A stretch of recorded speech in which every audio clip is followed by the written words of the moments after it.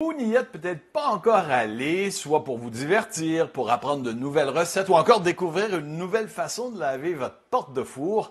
Mais sachez que TikTok, c'est gros. Tellement gros que Contexte s'y trouve. Allez voir.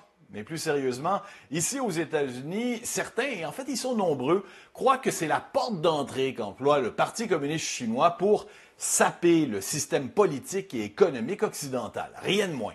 Alors, à la Chambre des représentants ce matin au Congrès, par un vote de 352 voix contre seulement 65, un projet de loi a été adopté obligeant le propriétaire chinois de TikTok, ByteDance, à vendre l'application ou à faire face à une interdiction aux États-Unis. Comment se fait-il qu'une simple application sur votre téléphone intelligent fasse si peur? Eh bien, parlons-en avec Bruno Guglielminetti, animateur du podcast d'actualité numérique Mon Carnet. Bruno, dis-moi là, spontanément, voir le Parti communiste chinois derrière les rouages et l'algorithme de TikTok, c'est sérieux d'après toi? C'est possible?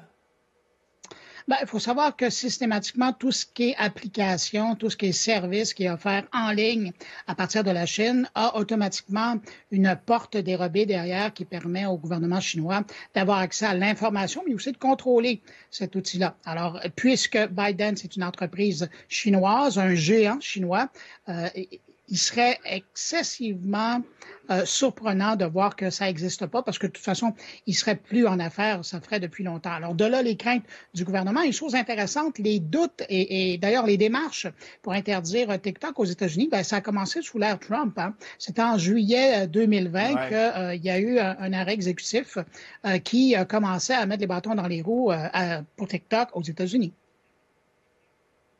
En quoi, Bruno, Contexte ou Richard Latendresse puisse être menacé par le fait que les Chinois veuillent de mon information personnelle?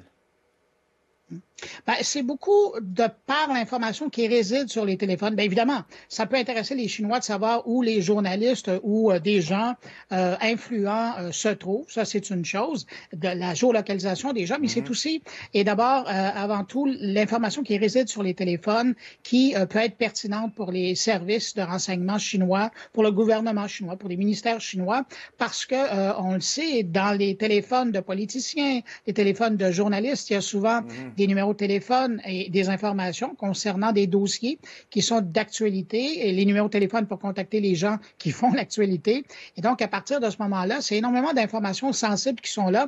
Et là, je vous parle même pas des droits d'accès qui sont à l'intérieur des téléphones pour accéder à différents systèmes de communication qui, eux, sont essentiels à la bonne tenue, pensons au gouvernement américain, mais aussi dans des États américains ou des organisations importantes de la société américaine.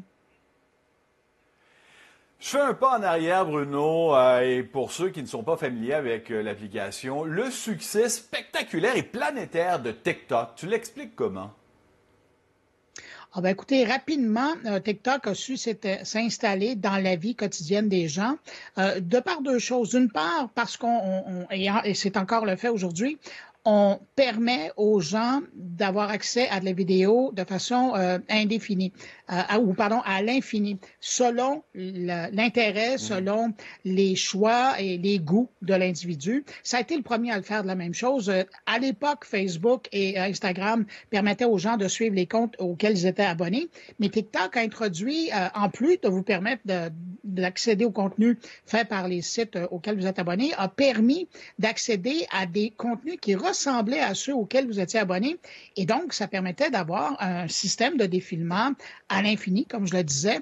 Et ça a vraiment changé la donne. Depuis, Facebook et Instagram se sont rajustés et maintenant offrent la même expérience aux gens, mais c'est pour vous dire comment ils ont innové. Bruno, en terminant, je veux t'entendre sur certains groupes, parce que ça a été mis de l'avant, là, certains groupes dont des créateurs de contenu, des artistes juifs, ont dénoncé ce qu'ils perçoivent, eux, comme une vague de croissance dans le harcèlement sur TikTok là, depuis l'attaque du 7 octobre en Israël. Et un communiqué que j'ai reçu, Bruno, avance même que TikTok a permis le développement d'un des plus grands mouvements antisémites depuis le nazisme, qu'on y fait du lavage de cerveau idéologique en montrant aux enfants des images haineuses et violentes et ils deviennent familier avec tout ça. Est-ce que tu as aussi le sentiment qu'il y a un déraillement de la part de TikTok et qu'on ne contrôle pas très bien ce qu'on peut y faire justement comme propagande haineuse?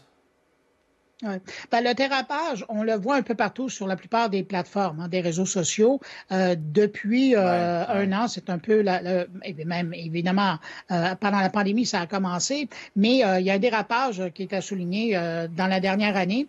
Et effectivement, il y a des groupes qui décident de descendre sur certaines plateformes pour communiquer leur message, et notamment TikTok, mais Facebook a été victime de ça, X a été victime de ça, et à quelque part, bien évidemment, ça fait l'affaire de certaines personnes qui voudraient voir mettre des freins à TikTok, mais de l'autre côté, vous avez tout le lobby des influenceurs qui, lui, est financé par TikTok pour faire dire, ben non, nous, c'est notre gagne-pain que vous allez faire disparaître si on ne peut plus utiliser TikTok aux États-Unis.